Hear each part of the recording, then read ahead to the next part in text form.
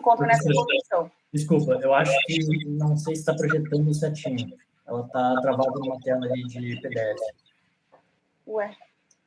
Tá aqui, identificação do potencial doador? Não. Não. Está no processo de doação de órgãos ainda, no slide. Deixa eu ver aqui. Foi. Foi? Isso. Então tá. Então aqui, ó. Então, o paciente em Glasgow 3, que eu havia falado para vocês, ele tem que estar sem droga depressora do sistema nervoso central, né, sem sedativo, e apresentando aquele nível de coma, o menor que tem, né, o mais profundo coma.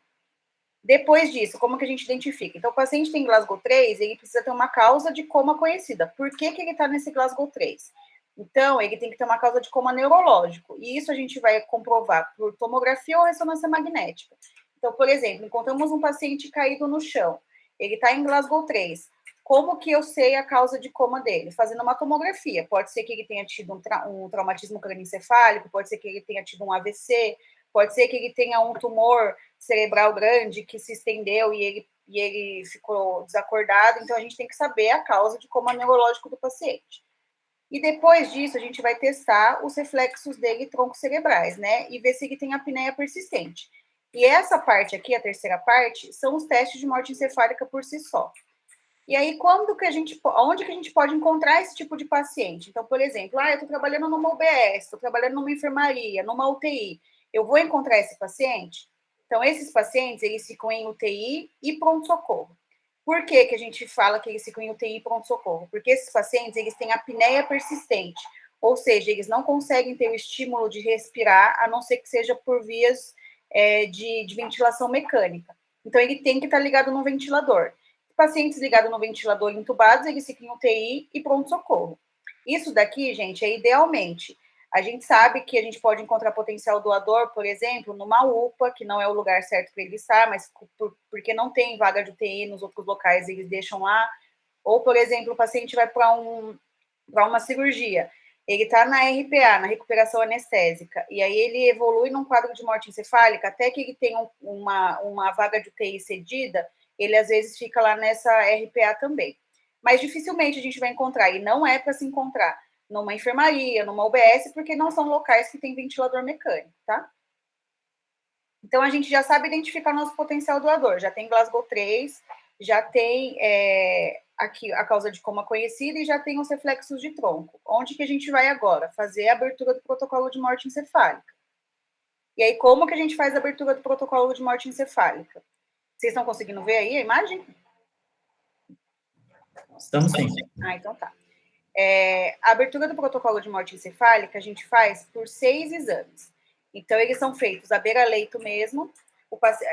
A família pode participar da realização desses exames. E a gente faz, basicamente, vendo o estímulo dos reflexos de tronco, visto que eles têm resposta principalmente na parte ocular do paciente. Então, a gente vai ver o reflexo fotomotor, que nada mais é do que a gente estimular uma luz intensa na pupila do paciente. E o paciente em morte encefálica, ele vai ter a pupila fixa, ela não vai reagir à luz, né? E ela vai estar médio-fixa, que a gente fala. Ela não está nem midriática e nem miótica, né? Ela não está nem grande nem pequena.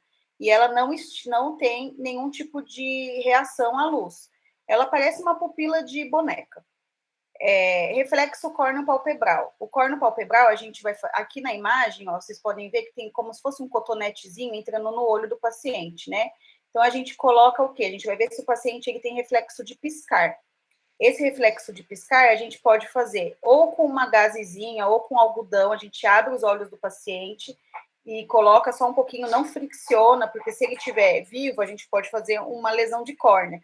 Então, a gente só encosta, porque no estímulo leve, ele já tenderia a piscar. Paciente morte encefálica, então, não vai piscar. O que a gente pode fazer também é embeber esse algodão no soro fisiológico e pingar um pouquinho na córnea para ver se vai piscar. Isso a gente faz do lado esquerdo e do lado direito, sempre. Se não piscar, também está positivo para a morte encefálica.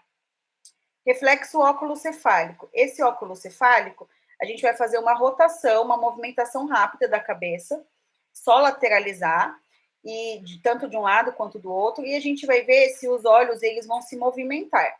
Então, quando os olhos, quando o paciente está vivo, a gente faz a rotação da cabeça dele para o lado esquerdo e o olho vai para o lado direito. Ele vai para o lado contrário. O paciente morte cefálica, o olho acompanha o movimento, é como se fosse uma boneca mesmo. Eu vou mostrar um videozinho para vocês para ficar mais fácil de visualizar isso. Esse vestíbulo calórico é o outro reflexo que a gente vê. Se o paciente ele vai ter nistagmo, que é aquele movimento involuntário dos olhos, quando a gente injeta uma solução de 50 ml de água fria aqui pelo conduto auditivo. Então, a gente abre a pupila abre a pálpebra do paciente aqui, coloca aqui na lateral 50 a 100 ml de água fria, água gelada, pode ser soro gelado também, no conduto auditivo, e a gente aguarda cerca de 1 minuto para ver se tem movimento involuntário dos olhos.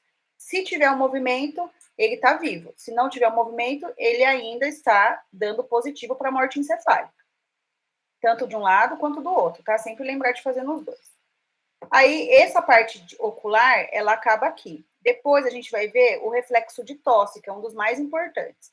Reflexo de tosse, a gente vai ver se o paciente ele tem algum tipo de reflexo de tossir ou de vomitar. E como é que a gente faz isso? Às vezes, esse reflexo aqui, ele é o primeiro a ser identificado. Porque o paciente está na UTI, às vezes a físio ou o enfermeiro, ele precisa aspirar o paciente, e aí, já na aspiração, ele fala, opa, ele não está tossindo. Ontem ele estava tossindo e hoje ele não tossiu. Então, ele já fica com um sinal de alerta. E aí, nada mais é do que a gente dar ou a gente insere um tubo de aspiração até o final do tubo, quando chega naquela bifurcação de brônquios, né, na carina, e aí, normalmente, quando a gente consegue fazer com que o tubo, a cânula de aspiração chegue até lá, o paciente ele tem um reflexo de tosse involuntário. Quando ele não tem esse reflexo, ele é positivo para morte encefálica.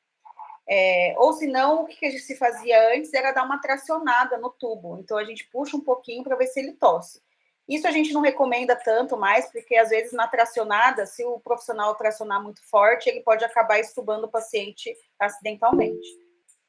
E a apneia, que também é um dos mais importantes, a gente vai ver se o paciente está tendo algum estímulo respiratório que prova se o bulbo dele está funcionante.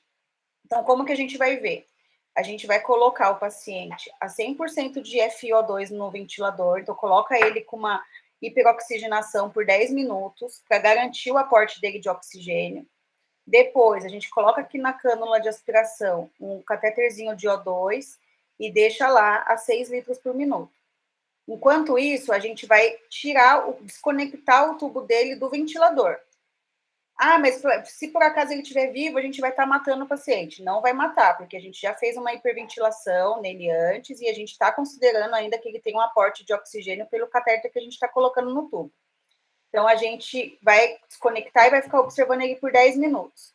Observou por 10 minutos, se ele tiver movimento respiratório, a gente para tudo e conecta ele no tubo de novo, que o paciente está vivo.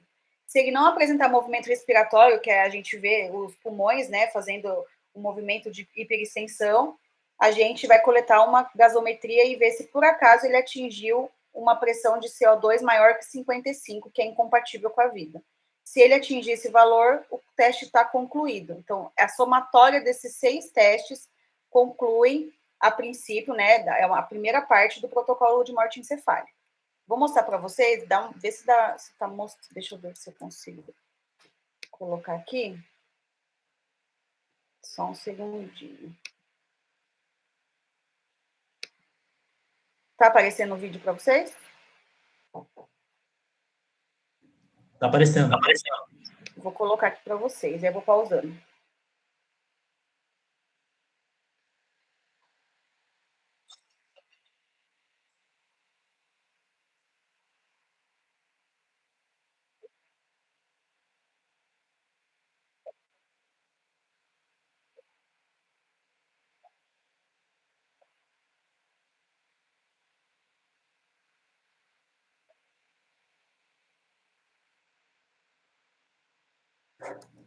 O vídeo está sem áudio, não sei se é necessário. Tá sem áudio? Então tá, ó, aqui ele colocou, então vamos lá, vou voltar um pouquinho, ó, só para ver nessa imagem menor, ele colocou a luz ali na pupila do paciente, e ele está vendo se vai...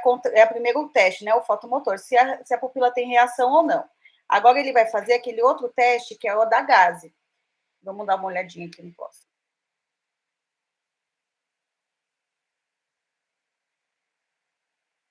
Ele tá falando que está simulando que está caindo um cisco no olho do paciente. Então, ele, a princípio, ele está fazendo com uma gaze ou com algodão, ele vai simular um cisco no olho para ver se o paciente vai piscar ou não.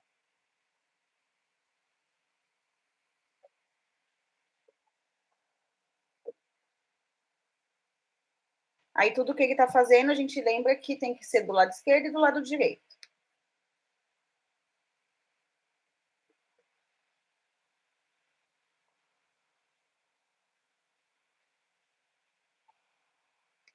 Agora ele vai fazer o teste que a gente chama de óculo cefálico ou o olhos de boneca, que é o que a gente chama. Ele vai abrir as pálpebras do paciente e ele vai fazer aquela rotação para ver se o olho ele segue o movimento ou se ele vai para o movimento contrário. Se seguir o movimento, é o paciente positivo para morte encefálica.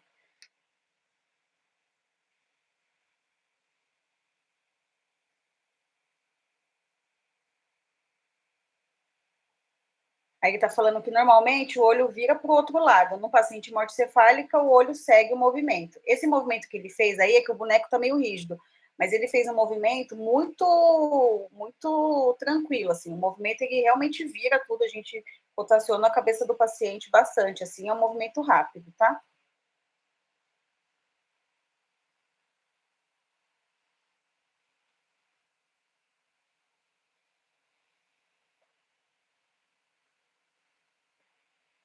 Aí ele vai fazer a prova calórica agora, é aquela que a gente coloca a água fria no conduto auditivo do paciente e ver se ele tem movimento ocular.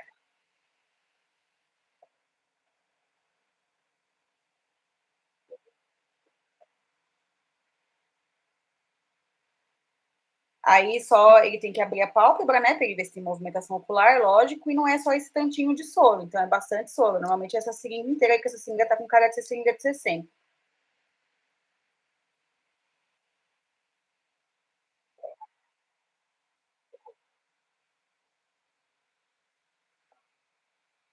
A pessoa normal movimenta e a pessoa em morte cerebral não tem movimento.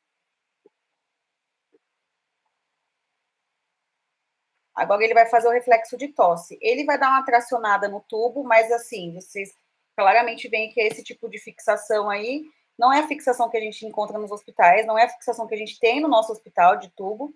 Então, essa fixação aí, o tubo não sairia de jeito nenhum. Mas na fixação que a gente vê nas UTIs, que é um cadarço, que a gente faz assim de uma maneira mais simples, a gente tem que tomar muito cuidado para tracionar. Ele vai tracionar para ver se o paciente vai tossir.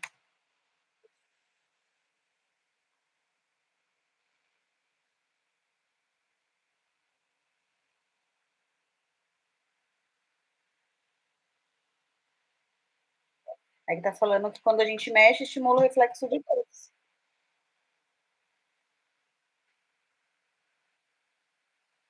E agora o teste da apneia, que é o principal, a gente desconecta o paciente do aparelho. A gente garante a oxigenação dele lá, ó, no tubo.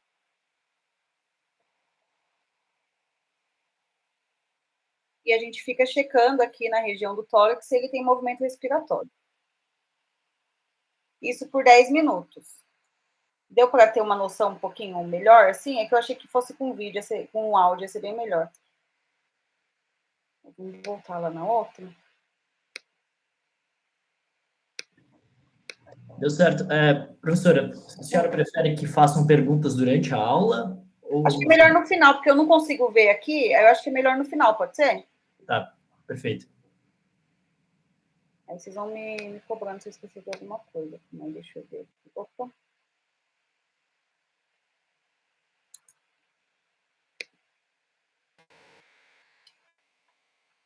Acho que foi. Ó, exames. Oh, meu Deus do céu.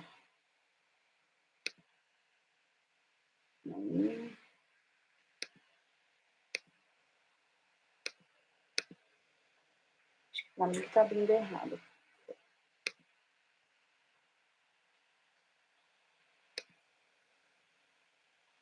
Ó, aí agora, assim, a gente fez aquele protocolo de morte cefálica, a primeira etapa, que são esses exames clínicos.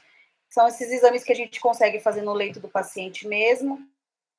Esses exames, eles podem ser feitos com a presença da família, tá? É até bom que seja com a presença da família, para a família ir vendo que está sendo feito de maneira correta, vai explicando, eles vão vendo se está tendo reação ou não. E aí a gente precisa complementar o exame. Como que a gente complementa esses exames? Com os exames de imagem. Então, os exames de imagem, eles vão mostrar que o que a gente está vendo ali na parte clínica, ela realmente está acontecendo. Então, quais exames que a gente faz? A gente usa o Doppler transcraniano, o eletroencefalograma ou a angiografia cerebral. A angiografia cerebral, ela é nosso padrão ouro. Então, ela vai ver se tem fluxo sanguíneo na cabeça do paciente. Então, esse daqui, dá para vocês verem aqui, a primeira imagenzinha assim, ó, tá cheio de artéria aqui preenchida, o paciente tem fluxo sanguíneo. E aí, quando ele está em morte encefálica, ele tem essa imagem aqui vazia. Então, é bem nítido que ali um comprometimento, ele é gigantesco, e o paciente não tem mais nenhum tipo de reversão, não tem como ser mais reversível. A atividade cerebral, ó, quando o paciente ele faz um eletroencefalograma, aqui é um paciente em eletroencefalograma de morte cerebral já, ele é isoelétrico, que a gente chama, né? Essas espículas aqui não significam atividade cerebral, não. Então, quando o paciente está em vida, ele tem uma atividade cerebral que parece um eletrocardiograma, né? Ele é bem riscado, ele faz uns traçados bem característicos. E aqui é o paciente aqui que está em morte cerebral. E esse aqui, o Doppler transcraniano da esquerda, o primeiro aqui colorido, ele é um paciente vivo, né? Então, o Doppler dele, o Doppler, ele é um ultrassom, né? Então, a gente faz um ultrassom ali, o neurologista faz um ultrassom das artérias cerebrais médias, da artéria vertebral, e aí ele vê aqui o fluxo sanguíneo. Então, esse daqui é de um paciente vivo e esse daqui é um paciente em morte encefálica. Então, esses exames também são muito bons da família acompanhar, para eles verem mesmo, né, e concluindo o diagnóstico do paciente. Assim que a gente concluiu o protocolo, então a gente já identificou o paciente, fizemos o protocolo de morte encefálica e vimos que o paciente está em morte encefálica mesmo. Como que a gente sabe se ele vai ser um potencial doador? Então, a gente vê que, em alguns casos, existem contraindicações absolutas. Então, paciente com HIV, paciente com HTLV 1 e 2, paciente com tuberculose ativa, com sepse refratária. Então, os médicos estão lá tratando uma infecção generalizada, uma sepse que não consegue ser tratada com os antibióticos disponíveis. Então, também é uma contraindicação absoluta. Ou tumores malignos. Então, o paciente está em tratamento de câncer, ele também não pode ser doador de órgãos nesse momento. Quais que são as contraindicações relativas? Então, a gente precisa, a equipe que vai transplantar, ela vai escolher se ela vai querer esse doador ou não. Então, alterações de exames. Então, por exemplo, o meu paciente, ele é doador de órgão, mas ele tem uma creatinina muito alta, ele tem um potássio alto, um sódio alto, a enzima hepática alta ou enzima cardíaca alta. Aí é da equipe que vai transplantar se vai querer doar ou não. Comorbidades prévias, então se ele tiver diabetes, hipertensão, tabagismo, etilismo, enfim, depende muito da equipe se vai querer doar, transplantar ou não. As idades, então, os extremos de idade normalmente são os que dão muita dificuldade, então o paciente até determinada idade, 70 e poucos anos, ele doou, a gente pode aceitar para o nosso órgão, isso depende muito da legislação vigente para o órgão, inclusive. Se ele está tendo algum tratamento vigente de alguma coisa, então, ele está em tratamento agora de enfim, não sei, alguma doença que ele descobriu recentemente, se essa doença não for contraindicação absoluta, ele pode transplantar dependendo da equipe. E tabagismo e etilismo, como eu já falei. Então, quem decide sobre as contraindicações relativas é a equipe transplantadora. Então, às vezes, o paciente ter uma enzima cardíaca alterada, para o pessoal que vai transplantar fígado, não é tão relevante. Ou o paciente que tem a função hepática alterada, para o pessoal do pulmão não é tão interessante. Então, eles podem aceitar. O que a gente sempre foca? Que a notificação de morte encefálica é uma notificação compulsória. Do mesmo jeito que se a gente identifica uma tuberculose ou um HIV, a gente tem que notificar a morte encefálica também, a gente tem que notificar. Então, identificou, notifica. Mas o paciente tem 92 anos e ele tem HIV, eu sei que ele não vai ser doador. O problema não é ele ser doador. A notificação de morte cefálica tem que ocorrer, porque a notificação de morte cefálica é mostrando o quanto que esse diagnóstico tem aparecido, e aí a gente dá o diagnóstico para a família. Então, o diagnóstico de morte cefálica é um diagnóstico do paciente. Ele tem direito, então a gente tem que notificar, independente se ele vai ser doador ou não. E aí, o paciente sendo elegível para a doação de órgãos, então, ele não tem nenhuma contraindicação absoluta, ele pode ser doador, a gente vai fazer o processo de entrevista familiar. Então, a entrevista familiar, ela teve uma alteração, né? Em 2001, o que acontecia? A gente teve uma alteração que no artigo 4º da Lei 10.211 falava, né? A retirada de tecidos, órgãos e partes do corpo humano de pessoas falecidas para transplante ou para outra finalidade terapêutica depende da autorização do cônjuge ou do parente maior de idade, obedecida à linha sucessória reta colateral até o 2º grau, firmado em documento com 2 testemunhas. Então, o que acontecia? Até 2001, a gente tinha uma doação presumida. O que isso significa? Presumia-se que todo mundo era doador de órgãos, a não ser que a pessoa colocasse a sua negativa num documento oficial, era RG ou Carteira Nacional de Habilitação. Se a pessoa não tivesse escrito não doador, presumia-se que ela era doadora de órgãos. Acontece que isso aconteceu numa época em que a população não tinha um certo contentamento com a política do Brasil e ela não tinha uma certa confiança também com a política do Brasil. E o que acontecia? A gente tinha acabado de passar pelo plano Collor, muitas pessoas estavam decepcionadas e eles não confiavam no governo. Então, aconteceu que na época que isso foi legislação, que a doação era presumida, muita gente foi nos cartórios, em poupa-tempo, enfim, e foi trocar o seu documento falando que não queria ser doador. Porque eles tinham muito medo de que isso estava acontecendo para que eles fossem o doador logo. Ou seja, se eu sofrer um acidente de carro, as pessoas não vão me tratar. Eu vou chegar no hospital, como não está escrito nada no meu documento, eles vão achar que eu sou doador e eles não vão cuidar de mim, vão deixar com que eu evolua para a morte cefálica e vão tirar meus órgãos. E aí muita gente fez a corrida contrária. A doação presumida seria na intenção de aumentar a doação, mas acabou que diminuiu muito. E aí a doação foi, em 2001, mudada por lei para a doação consentida. Então, hoje a doação de órgãos, ela segue esse padrão de ser doação de órgãos consentida, porque hoje a gente faz a entrevista familiar, ou seja, a pessoa pode dar sua opinião. Então, eu coloquei no meu Facebook, eu coloquei no meu Instagram, eu tenho um documento aqui no cartório, eu tenho uma carteirinha falando que eu sou doador de órgãos. Ótimo.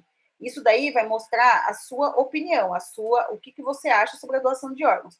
E isso vai basear a decisão da sua família na hora de decidir sobre a sua doação de órgãos.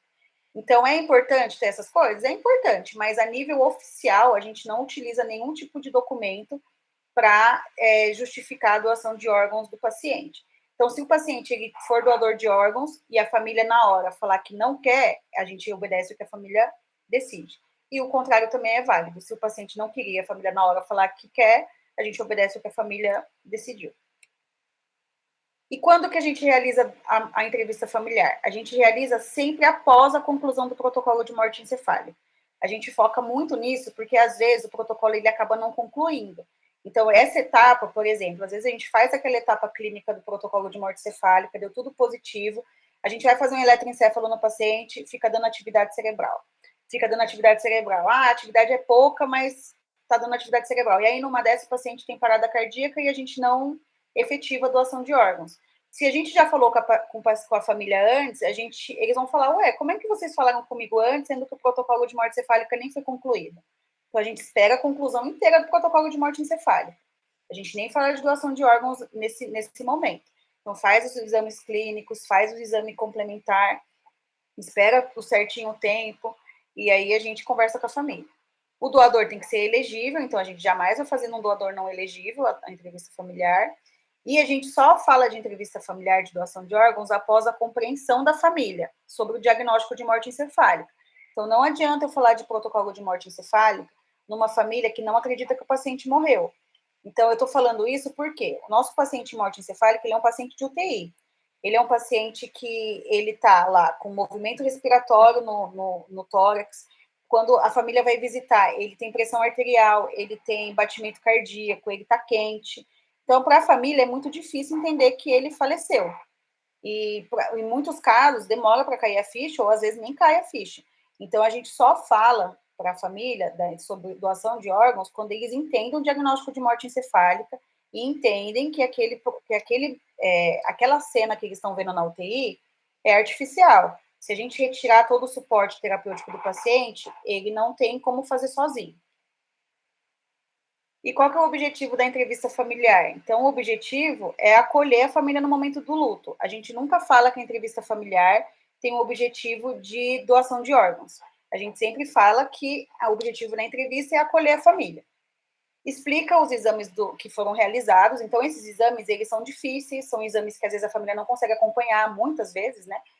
E a gente assegura a família que ela está compreendendo o diagnóstico, pergunta para a família se ela tem alguma dúvida, fala para a família que ela pode ir lá visitar o paciente antes da gente conseguir explicar o diagnóstico. Então, a gente dá todo o suporte para a família, coloca ela numa sala sozinha e assegura a família que esse processo é idôneo.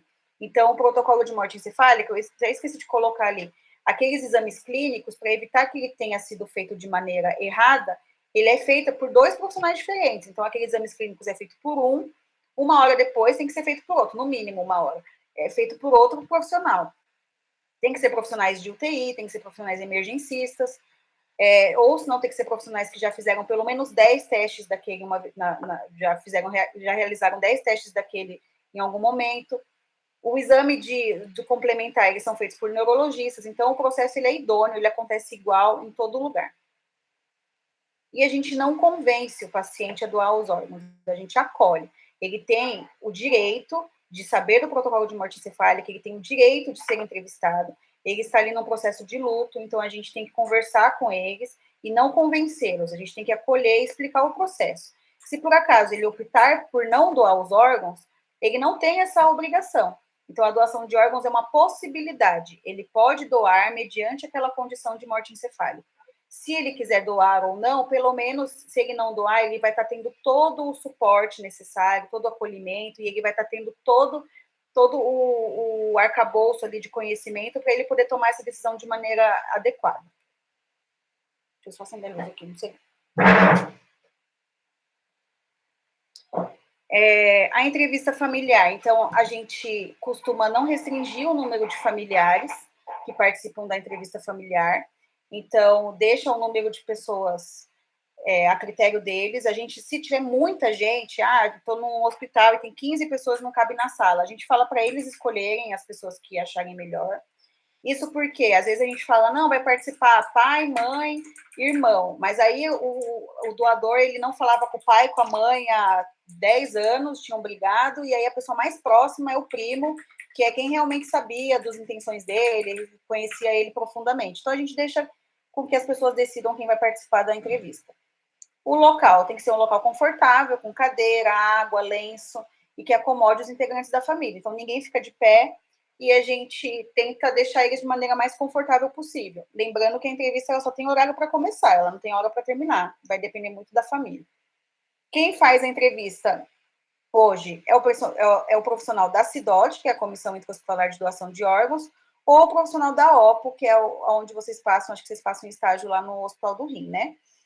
E a decisão da família, a família ela tem o poder de decisão em relação a quais órgãos que ela quer doar, quais tecidos que ela quer doar também. Então, suponhamos que a família fale assim, olha, eu quero doar tudo menos a córnea. Tudo bem. Eu quero doar só tecido, não quero doar órgão. Tudo bem também. Quero doar todos os órgãos menos o rim. Tudo bem também. Então, é a critério da família, tá?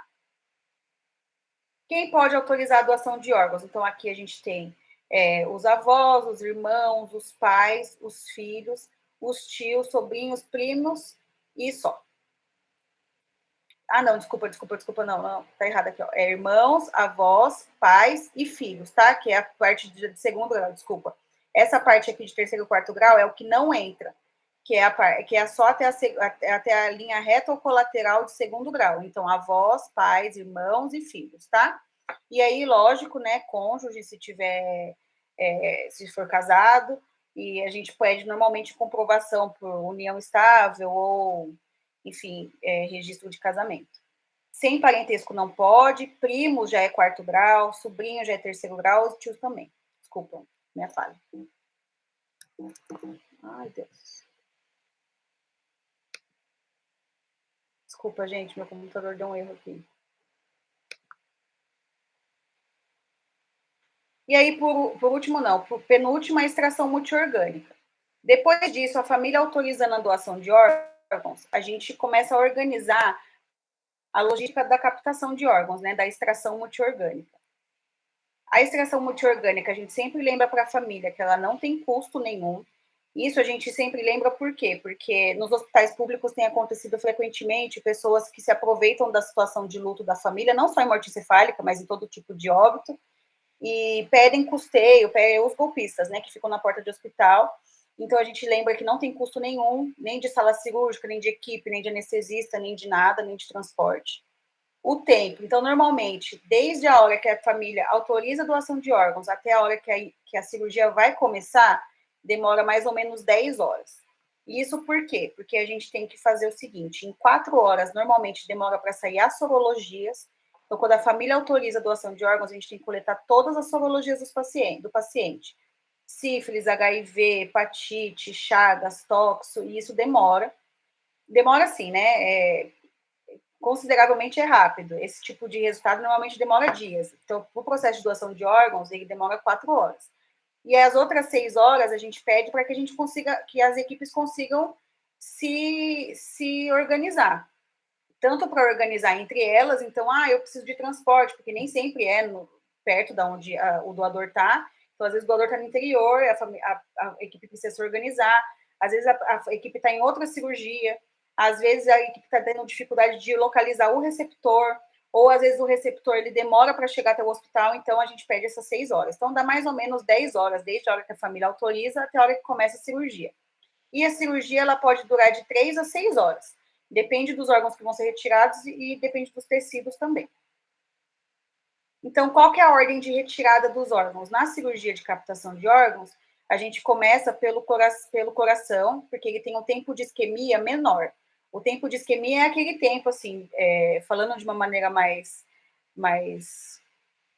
genérica, é o tempo que o órgão ele aguenta fora do corpo, né? Então, é o tempo que ele sai que campeia a horta do doador até a hora que ele vai ser colocado no receptor. Então, o coração é o que consegue ficar menos tempo, então a gente retira ele primeiro, por isso que a gente vê as correrias de helicóptero, tudo sempre quando é coração. Depois, pulmão são 6 horas, fígado 12 horas, pâncreas 20 horas e os rins até 48 horas, tá? Então, os rins são os últimos a saírem. Normalmente, os profissionais, os cirurgiões que retiram os rins, são os cirurgiões que vão fechar a cavidade do paciente depois. E aí, por último, o acolhimento familiar. O acolhimento familiar, ele, na verdade, ele é o último, mas ele está incluído em todo o processo. A gente mantém a família informada sobre todos os horários, possíveis atrasos, resultados dos exames e atualiza tudo. Então, olha, a gente conseguiu aqui, saiu a sorologia agora, a gente vai marcar a cirurgia para tal hora. Aí chegou na cirurgia, olha, a gente começou a cirurgia agora, pode ser que daqui 3, 4 horas a gente acabe, eu te ligue. Tem família que fala, não precisa me informar, eu só quero que você me fale no final. A gente respeita o que a família quiser, tá? A gente faz a devolução do corpo à família, então a gente devolve o corpo de maneira respeitosa.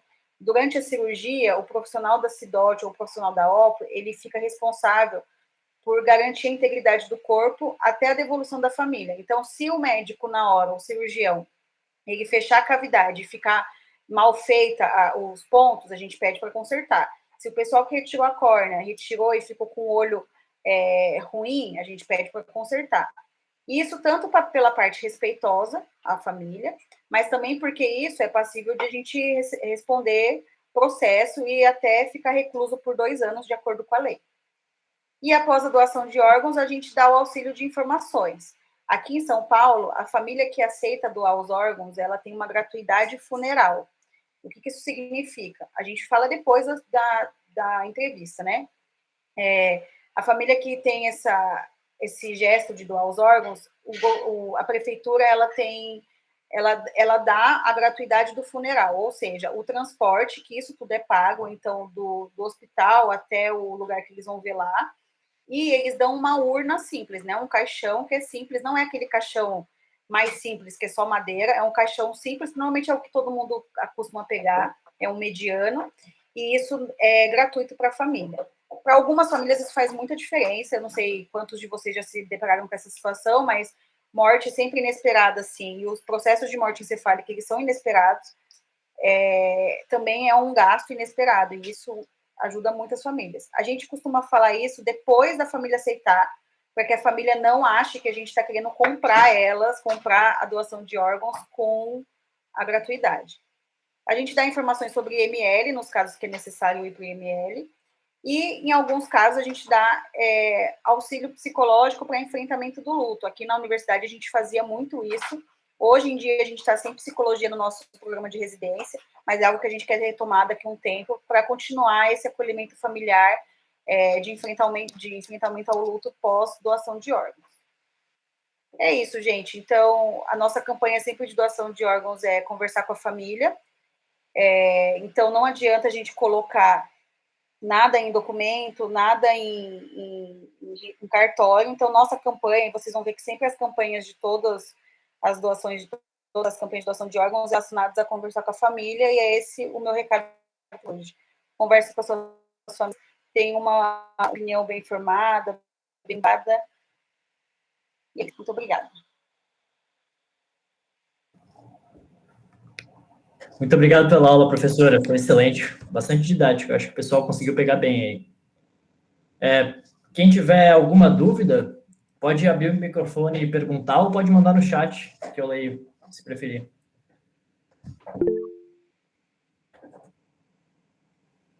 Oi, eu sou a Fernanda, boa noite. No começo da aula, estava mostrando como identificar, né? Existe um formulário padrão já de checklist, né? A gente vai fazendo exames, ou os outros profissionais vão fazendo exames, e a gente vai checando. Existe um documento padrão para morte encefálica, do SUS em geral, cada instituição que tem esse tipo de formulário, como que é feita essa validação em registro, né? Porque a gente, como enfermeiro, acredito que tenha alguma anotação, padrão que a gente tem que fazer quando a gente acompanha, mas eu queria saber se existe um documento formal, assim, para todas as instituições, ou cada uma faz o seu, não sei se deu para entender bem. Existe sim, Fernanda. Então, assim, existe um termo, eu esqueci até eu vou colocar na aula, senão eu mando para vocês depois. Existe um termo, que é o termo de declaração de morte encefálica, vocês podem até procurar no Google, eu mostro a legislação, é anexo da legislação. E esse documento, ele é único para todos, então não é cada instituição que faz, é um termo único, e aí nesse termo é como se fosse checklist mesmo, a gente coloca o nome do doador, os dados dele se eu não me engano, acho que é data de nascimento, o nome da mãe, e aí ali tem os pré-requisitos, né? Então, assim, não está usando sedativo, está em Glasgow 3, está em ambiente hospitalar mais de 6 horas, tem algumas coisinhas assim que a gente vai checando, e aí já logo na sequência tem o protocolo mesmo, né? Os exames. Então, eles colocam assim, lado direito e esquerdo da pupila, reagiu ou não reagiu, então eles vão checando. E aí coloca o horário, a data, e os dois profissionais, eles preenchem no mesmo termo. Os dois profissionais que fizeram o exame clínico e o exame complementar também. Então, fica um papel único. E a gente manda isso para a central de transplantes depois. Eu vou mandar para vocês verem de uma maneira mais fácil, assim, mas existe o protocolo, ele é feito igual para todo mundo, e ele é muito fácil de preencher, muito fácil. Obrigada. Nada. Tem uma pergunta aqui no chat. Tem que fazer obrigatoriamente os 3 exames de imagem, ultrassom, eletroencefalograma e angiografia? Não, a gente só faz um. Então, assim, a angiografia é o nosso padrão ouro, só que a angiografia é um exame muito caro. Para a gente fazer angiografia, a gente tem que levar o paciente para um setor de hemodinâmica, e esses pacientes, normalmente, eles são instáveis, eles ficam ligados no ventilador, tem que ser transportados com monitor de transporte, ventilador de transporte, enfim. Então, a gente escolhe sempre um. Dificilmente se escolhe a angiografia por causa disso. Então, mas pode fazer. O ultrassom, que é o exame de Doppler, ele é o mais frequente escolhido, assim, porque ele é um exame, tanto o ultrassom quanto o eletroencefalo, ele é feito no leito, eles são exames baratos. O ultrassom, a vantagem dele é que o próprio neurologista já faz o Doppler, já passa o Doppler e já lauda na hora. Olha, não tem fluxo cerebral, eles escrevem como colapso circulatório encefálico. Então, ele já coloca na hora. O eletroencefalograma também é muito usado. A única desvantagem dele é que quem faz o exame é um técnico de eletroencefalograma. E aí ele manda a imagem para um neurologista. Nem sempre esse neurologista está no hospital. Às vezes ele está fora, ele vai ver a imagem e vai laudar. Então, esse laudo pode ser que demore um pouco para sair. É a única desvantagem, mas eles são os exames que a gente mais vê, tanto o Doppler quanto o eletroencefalo. Dificilmente a gente vê a angiografia. Outra pergunta aqui. A família tem um tempo pré-estabelecido para decidir sobre a doação? Não, isso é um pouco complicado, porque assim, o paciente morte encefálica, ele está na UTI, ele está instável. A doação de órgãos, ela só ocorre enquanto estiver acontecendo a circulação e a perfusão dos órgãos de maneira natural, né? É artificial, mas a gente acha que é natural por conta de batimento cardíaco, enfim. A partir do momento que o paciente tem parada cardíaca e ele não volta mais, a gente não consegue efetivar a doação de órgãos. Então, o paciente tem que estar tendo esses tipos de estímulos de maneira artificial. E aí a gente não sabe, a partir do momento que ele tem o diagnóstico de morte encefálica, é uma corrida contra o tempo. Ele vai ter parada cardíaca, a gente não sabe quanto tempo. Pode ser que ele demore 2 horas, 3 horas, 4 horas, 5 horas, 2 dias, 3 dias, a gente não sabe, mas ele vai parar tudo. Porque o corpo ele já faleceu, então os órgãos eles estão em falecimento. A gente tenta dar essa urgência para a família, mas também a gente não quer que eles se apressem, para não tomar uma decisão impensada. Então, a gente costuma falar, olha, com quem que vocês precisam decidir? Vocês precisam decidir com alguém que esteja em casa? Liga para eles, quer que eles venham para cá? A gente aguarda. O que a gente não pode é aguardar muito tempo. Então, o ideal é que vocês tenham essa decisão ainda hoje. A gente tenta falar de uma maneira carinhosa, um tom de voz tranquilo, mas a gente tenta dar uma urgência para eles. Porque pode ser que nesse processo de pensar, a família queira pensar em uma semana, que a gente não vai ter, e a gente perde o doador.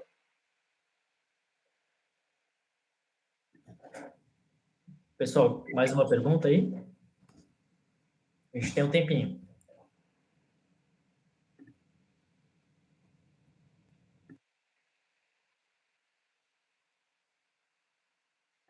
Pode mandar.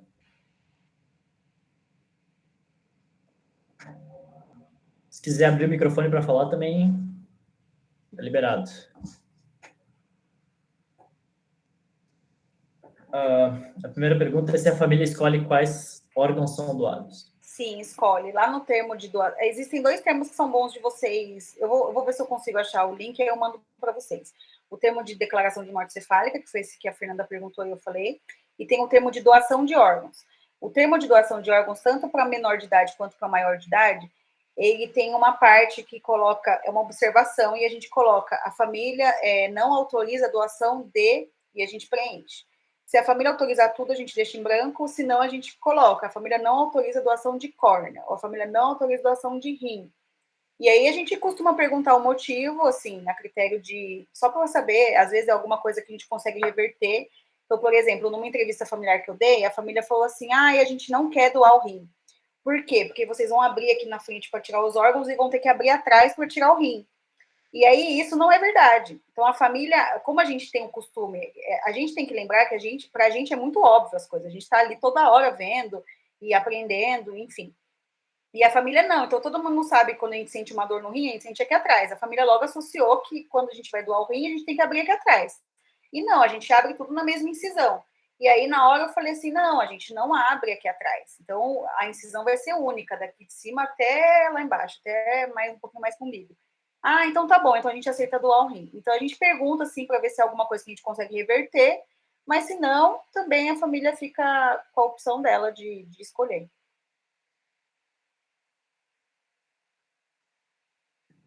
Perfeito. E o que fazer em caso de parentes vivos apenas mais distantes, tipo sobrinho, neto? Então, esses casos são complicados, a gente não consegue fazer nada. A gente não consegue efetivar a doação de órgãos quando não tem parente até 2º grau vivo, ou que não esteja presente, enfim. É bem complicado. A gente tem, inclusive, casos assim mais complicados ainda. Eu vou contar um para vocês. Uma vez a gente fez uma entrevista familiar com uma criança que tinha falecido no hospital, e eu fiz entrevista familiar com a mãe. E quando é criança, a gente precisa da autorização dos dois, de pai e mãe, ou pai e pai, ou mãe e mãe, né? Então, no caso, era pai e mãe. Então, eu precisava da autorização dos dois. A mãe estava lá, presente, e o pai estava preso. E aí, nessa condição, como é que a gente faz? O pai não morreu. Eu precisava da autorização dele. E aí, não tem como eu justificar que ele não autorizou porque ele estava preso. O certo seria a gente ir até lá e aí conversar com o pai, tem um procurador, ele vai, o procurador da Central de Transplantes, ele vai, ele conversa, ou às vezes a gente vai junto, para tentar pegar autorização. Então, nesses casos, existem essas nuances, assim, que acabam inviabilizando. Nesse caso da doação, acabou que a criança ela faleceu, não, ela já estava falecida, né? Ela parou, e aí a gente não conseguiu efetivar a doação, não foi necessário falar com o pai, mas em caso que não tem parente vivo próximo, até 2º grau, a gente não efetiva a doação de órgãos.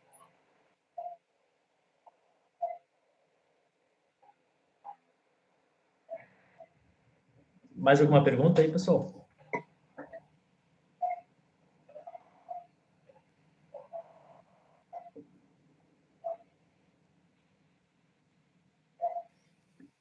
Acho que é isso então, né, Francisco? Obrigado, Ale. Imagina, gente, ó, estendo o convite para vocês de novo. Qualquer coisa que vocês precisarem, pode me mandar. O Vitor tem meu contato, pode me falar comigo. Eu fico de segunda a sexta lá no ambulatório do transplante de fígado. Vocês perguntem aí o Vitor onde que é, porque é meio difícil de falar. Mas vocês estão convidados para ir lá também, visitar nela. Isso, pode ir lá, fica à vontade. Perfeito, professora. Muito obrigado, né? Imagina. Está convidado aí também, se quiser acompanhar a próxima aula do Lúcio. Opa, claro. Vocês me mandem um link, eu vim sim.